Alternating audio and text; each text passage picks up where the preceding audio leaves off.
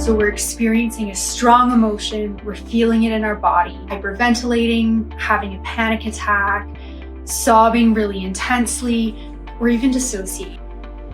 With Tipp, we're using our body chemistry to push or tip ourselves out of the intense emotion.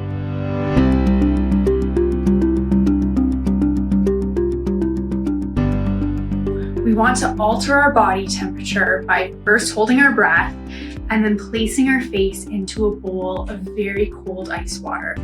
In a pinch, you can also use a Ziploc bag full of ice that you put on your face, or even just splashing cold water on your face will work. The purpose of this skill is to slow your breathing and your heart rate right down. So you do want to hold the cold there for about 30 seconds until you feel yourself come down.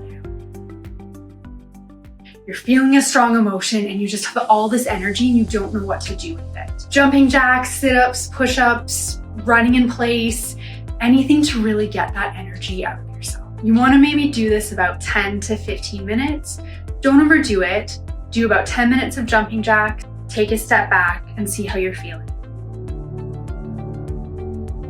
The purpose of this is to mindfully, manually slow our breathing down. So you want to draw your breath deep into your stomach, breathing out for longer than you breathe in.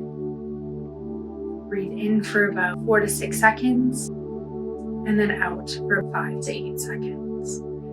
You want to do this again until you feel your breathing come down on its own. At least try 1 to 2 minutes. I find it takes 10 minutes before it works for me.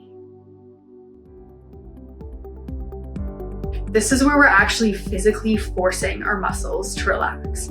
So you're going to tense your muscles, hold it, really feel that tension running through your muscles, and then relax, noticing what it feels like to have your muscles relax.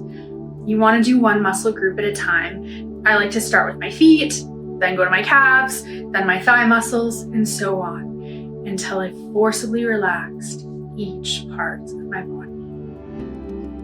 The important thing with this skill is to talk about it with your teen while they're not struggling emotionally. So teach them the skill beforehand, discuss how they can use it. It can be helpful to suggest, hey, if you're struggling, I'll hand you an ice pack. It can also be helpful to put reminders up around the home, so on the fridge or somewhere else there's a lot of traffic. It can be hard to remember to use these skills when we're really struggling.